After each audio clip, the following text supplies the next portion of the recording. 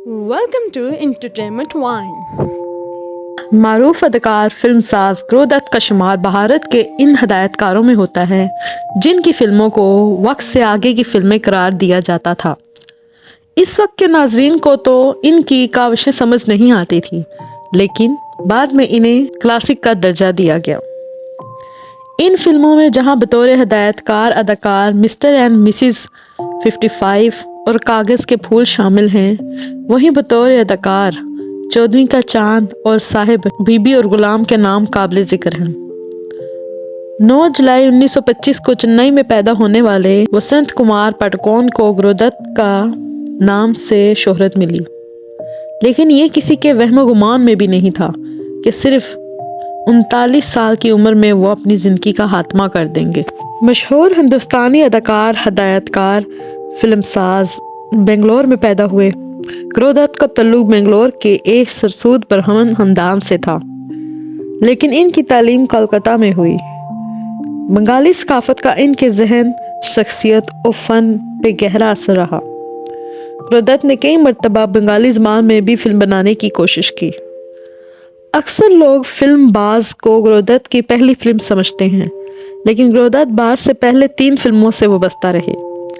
लाखा रानी 1945, 1946 में हम एक ही और 1949 में गर्ल्स स्कूल। गुरुदत्त के चाहने वालों में से शायद बहुत कम ही इस अमर से वाकिफ़ होंगे कि गुरुदत्त अपनी फिल्म कैरियर का आगाज़ एक डांस डायरेक्टर की हैसियत से मशहूर प्रभात स्टूडियो में फिल्म लाखा रानी से किया। इन्होंने 1942 से 1944 तक उस्ताद उदय शंकर की अल्मोड़ा डांस अकेडमी में तरबियत हासिल की। फिल्मों में अपने कैरियर में इन्होंने बतौर अदाकार कुल 17 फिल्मों में काम किया और इनमें से 8 फिल्में इन्होंने खुद डायरेक्ट की, और यही फिल्में इनकी सबसे बेहतरीन फिल्में भी साबित हुई। इनकी मशहूर फिल्मों में साहिब, बीवी और गुलाम और चौदहवीं का चांद भी शामिल हैं, जो उन्होंने खुद डायरेक्ट नहीं की। अगर गुरुदत्त की 4 फिल्मों को बेमिसाल कहा जाए तो गलत ना होगा। इनमें 2 तो कॉमेडीज थी और 2 ट्रेजेडीज थी। गुरुदत्त के काम के करने का तरीका ही कुछ ऐसा था कि वो पहले एक कॉमेडी बनाते और उसके फौरन बाद ही एक संजीदा फिल्म बनाना शुरू कर देते। आर पार और मिस्टर एंड मिसिस 55 हिंदुस्तानी फिल्मों की यादगार का कॉमेडीज फिल्म में से है, जबकि प्यासे और कागज़ के फूल न सिर्फ हिंदुस्तानी बल्कि आलमी सिनेमा की 2 नहायत ही अहम फिल्में मानी जाती हैं। गुरुदत्त को उर्दू से मोहब्बत थी। इनकी फिल्मों में उर्दू शायरी की बहुत सी मिसालें मौजूद हैं।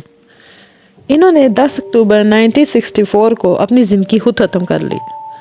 1953 में गुरुदत्त मारूफ सिंगर गीता दत्त से शादी कर चुके थे और इनके 2 बेटे भी थे, लेकिन वहीदा रहमान की वजह से इनकी खानगी जिंदगी में गोया जहर ही घुल गया। गुरुदत्त की बीवी ने तंग आकर अलग मकान ले लिया और बच्चों को लेकर वहां चली गई। जब वहीदा रहमान ने खुद पर इल्जाम आता देखा तो गुरुदत्त से दूरी इख्तियार कर ली और यूं गुरुदत्त बिल्कुल तन्हा रह गए।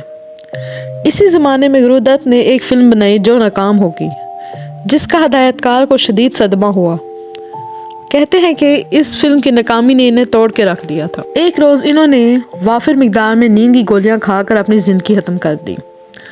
10 अक्टूबर 1964 को एक्टर गुरुदत्त की लाश उनके बम्बई के घर में मिली, जिसका सबब शराब और नींद की गोलियां थी। और ऐसे ही इंडस्ट्री ने एक जगमगाता हुआ तारा खो दिया।